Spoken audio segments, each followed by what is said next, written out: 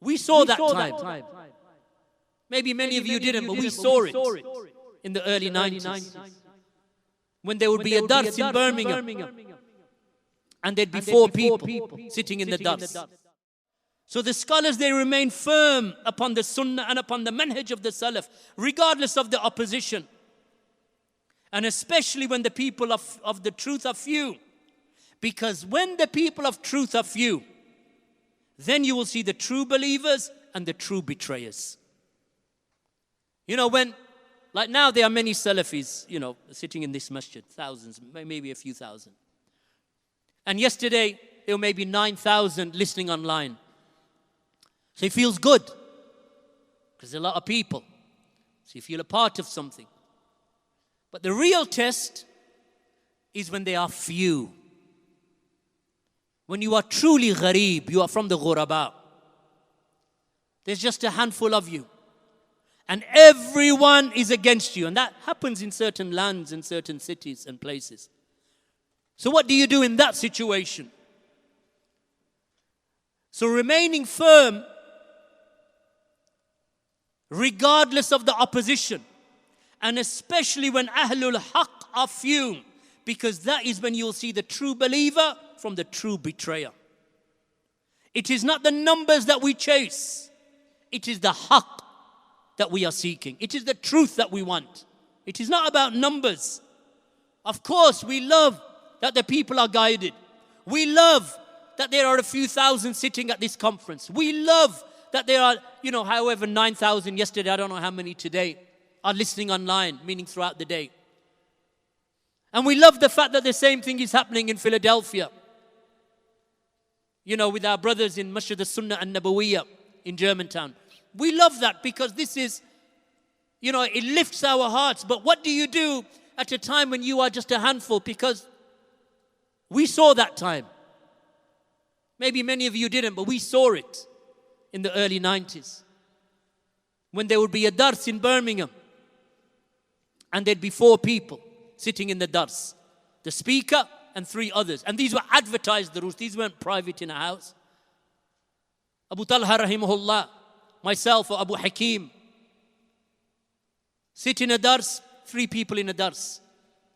And the same thing was happening in Medina in the early 90s with Sheikh Ubaid and Sheikh Rabi'. That is when you see whether a person is willing to hold on to the truth, because everyone else is against you.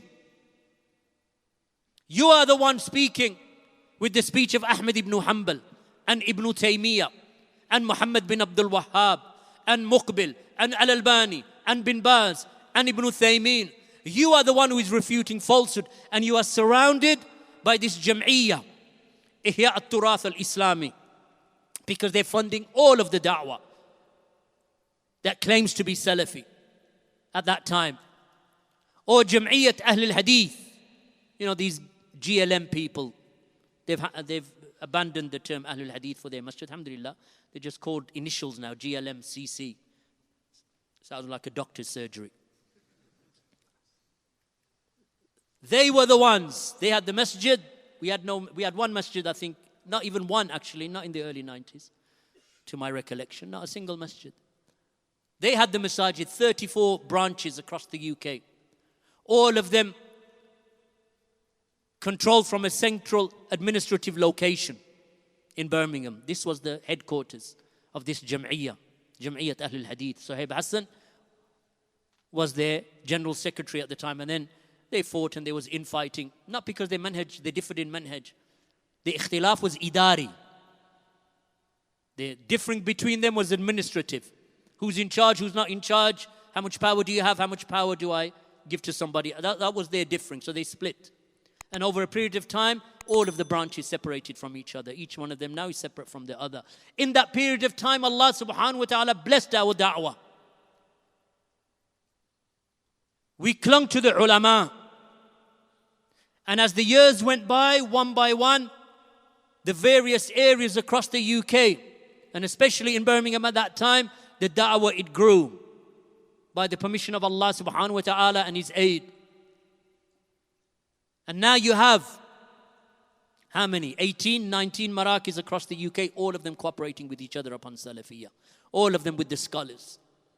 This is from the tawfiq of Allah and from the blessings of Allah subhanahu wa ta'ala. But just as what happened to those who came before us, we have to protect this da'wah from that. We have to protect this da'wah from jealousies between the people, from those who seek dunya, from those who seek fame, from those who are willing to compromise the usul of this da'wah. As what happened this summer, a group infiltrated or came into the UK as an incursion into the da'wah. And they said, we're going to bring our own sheikh. So they start booking places separate from all of the Salafi Marakis that have been working together for over 20 years. As what? For what purpose? Except to come and harm the da'wah. Bi-ismi Salafiyah, in the name of Salafiyah. Same thing that happened in the 90s with the Jam'iyyat Ihya al-Turath. And with this Jam'iyyat movement of Suhaib Hassan and his followers. They tried it. Time after time, years would go by and they would do it again. They would do it again. So they tried it again this summer. And some of the brothers, they fell into confusion and they went. And they sat with them and they joined them. Why? Because of the fact that sticking to the truth and sticking to the haqq and remaining steadfast upon it is not an easy affair. It requires ikhlas. It requires courage and maru'ah, manliness, rujula, having bravery and courage and saying, I will not go. I don't care which imam of what masjid he is. I will not go. I am with Ahmed. And I am with Malik. And I am with Ibn Taymiyyah. And Ibn Abdul Wahhab. And Muqbil. And Bin Baz. And Ibn Uthaymin. And Rabi' and Fawzan. I'm upon their manhaj. Bring me a manhaj like their manhaj and I'll be with you. You come and you divide the ranks. And we're going to what? Remain quiet. What are we, atfal? We're like children, toddlers that you just kind of like, come, follow me, hold my hand. No. We will stand with the haqq because that is the way of Ahlul Ilm. That's why Fudayl ibn Iyad, rahimahullah ta'ala, the great Imam who died in the year 187, he said, وَعَلَيْكَ بِتَرِيقِ الْحُدَى عَلَيْكَ بِتَرِيقِ الْحُدَى. Upon you is to cling to the path of guidance. And it does not harm you that those who tread its path are few in number. And stay away from the paths of misguidance. And do not be deceived by the many who are destroyed.